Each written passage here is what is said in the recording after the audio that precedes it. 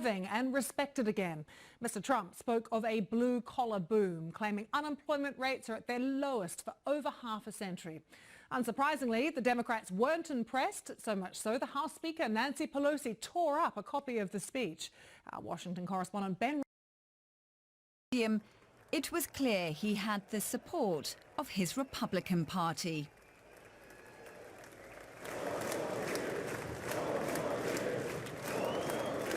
But as they chanted 4 more years, there was no escaping the fact that this House is Democratic-controlled. Impeachment wasn't mentioned, but President Trump appeared to snub House Speaker Nancy Pelosi, the most powerful elected Democrat, by refusing to shake her hand. This was to be his show.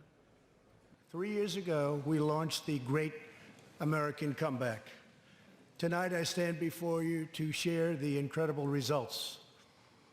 Jobs are booming, incomes are soaring, poverty is plummeting, crime is falling, confidence is surging, and our country is thriving and highly respected again.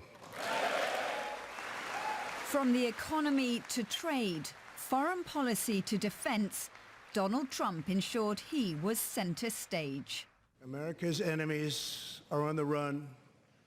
America's fortunes are on the rise, and America's future is blazing bright. The years of economic decay are over. Donald Trump also had a few surprises up his sleeve.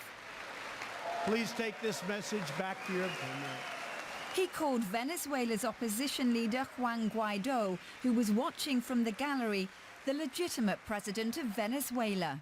The best is yet to come. Thank you. But as Trump drew to a close, it was what was going on behind him that stole the show. Nancy Pelosi ripping up his speech. The bitter feud between the two boiling over once again. Yes. That's Pelosi tearing Trump's speech in half even as the din of applause from overjoyed Republicans is still echoing through the House chamber. Asked to explain why she did what she did, Pelosi said that it was a courteous thing to do considering the alternative. It was such a dirty speech. Within seconds, Twitter flooded with reactions to the rip. Liberals celebrated Pelosi's move as an act of defiance, a demonstration of the frustration, annoyance and contempt with which she, and they, viewed Trump's heavily political, and theatrical, speech.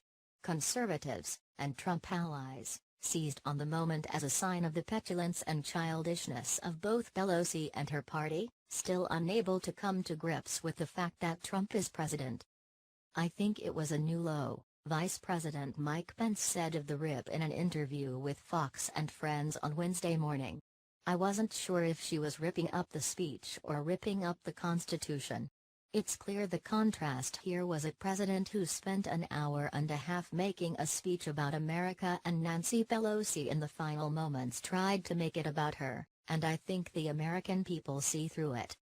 Secretary of State Mike Pompeo, the nation's top diplomat, went even more troll-y, tweeting out a picture of a crying Lisa Simpson. In Democrats' closed-door caucus meeting Wednesday morning, Pelosi further explained her move. He shredded the truth, so I shredded his speech, according to one person in the room. The reaction to the ripping moment is reminiscent of nothing so much as how a photo of Pelosi clapping at Trump during the 2019 State of the Union became a similar litmus test. Here's that photo. For Democrats, Pelosi's golf clap seemed to say to Trump, "Congratulations, you read a speech. Good for you." It encapsulated her, and their frustrations with Republican lawmakers, and some in the media, lauding Trump for occasionally acting like an adult. It became an instant meme.